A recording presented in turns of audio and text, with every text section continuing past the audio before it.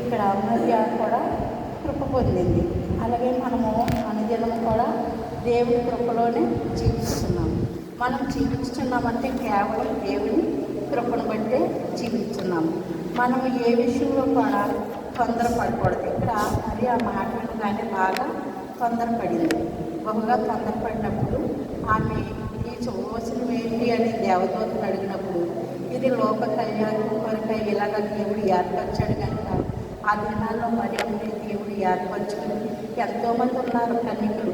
ఇలాగ లోకరక్షకుడు లోకానికి వస్తాడంట, ఎవరి గర్భాన్ని వదిలివేస్తాడు ఆయన, ఎవరి గర్భం ద్వారా వస్తాడని ప్రతి ఒక్క కన్యకు కూడా ఆ రోజుల్లో సిద్ధపడి చూసేవాడంటండి. ఎదురు చూసినప్పుడు ఈమైతే ఒక నీతిమంతురాలు గాను యథార్థమంతురాలు గాను ఏ పురుషుని కూడకుండగాను ఉండే స్త్రీగాను మరి అని ఆ రోజులో దేవుడు ఎంచుకున్నాడు.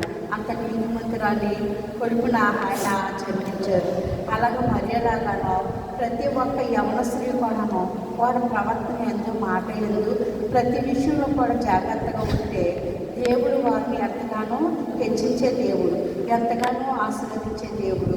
వారి పక్షాన్ని వారి కుటుంబ పక్షాన్ని దేవుడు ఏ కార్యాలు ఏ ఉద్దేశాలు కలిగి ఉన్నాడో మనకైతే తెలియదు. మనం జీవించున్నామంటే కేవలం ఆయన కృపను బట్టే. కానీ మనం ఏంటంటే మన ప్రవర్త ఎందు మాట ఎందు సమస్త విషయం కూడా ఆయనకి తెలుసు. ఆయన తెలిసినప్పుడు మనం ఏది కూడా మరుగు పరచలేము. మనం నోటంటే వచ్చే ప్రతి ఒక్క మాటకు కూడా మనం దేవునికి తీర్పు దినంలో లెక్క చెప్పవలసి పరమై ఉన్నాము. కనుక మనం ప్రతి మాట కూడా ఆయన ఉన్నాడని తెలుసుకుని మాట్లాడాలి. అందుకు నీవు ఎంతో ప్రవర్తన కలిగిన స్త్రీ కాబట్టి ఆ రోజుల్లో యేసయ్య ఈమె గర్భాన్ని చూపించారు. కనుక ఆశయంలో అయితే ఆవిడ ద్వారా యేసయ్య పుట్టాడని ఆమెను ఎంతగానో కనపరిచి ఆమెను ఎంతగానో పూజిస్తారు. మనమైతే ఈ లోకానికే దేవుడు ఎన్నుకున్న ఒక సాధనం అని మనం అనుకుంటాం. అయితే వాళ్ళైతే కనుక ఆమె ద్వారానే యేసయ్య ఈ లోకానికి వచ్చారు కనుక ఆయన ముందు ప్రాధాన్యత మరి అమ్మగారికే ఆశయమ్మ వాళ్ళందరూ కూడా ఇస్తారు. మనమైతే మన మామూలుగానే మరి అమ్మగారు కదా అనుకుంటాము. యేసుప్రభు గారిని పూజించి తర్వాత మరియ తల్లి ఉత్తమురాలు అని మనం అనుకుంటాం. అలాగా ఆమెకు చాలా ప్రాధాన్యత ఉంది. అలాగే ప్రభు జన్మానికి కారకులు నలుగురు కనిపిస్తున్నారండి ఈ సువార్త పాఠంలోనే. రెండో అధ్యాయంలో నలుగురు కనిపిస్తారు. నలుగురు కూడా దేవుడు ఆ రోజుని యేసయ్య పుడతాడో ప్రవచనాలు ముందే జరిగినాయి. ప్రవచనాలు ముందుగా అన్నీ నెరవేరినప్పుడు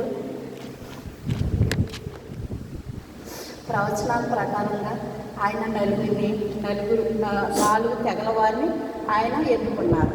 ఎవరంటే వారు రెండో అధ్యాయంలోని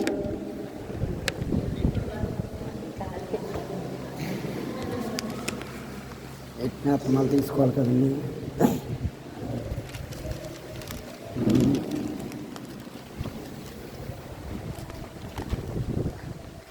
రెండో అధ్యాయము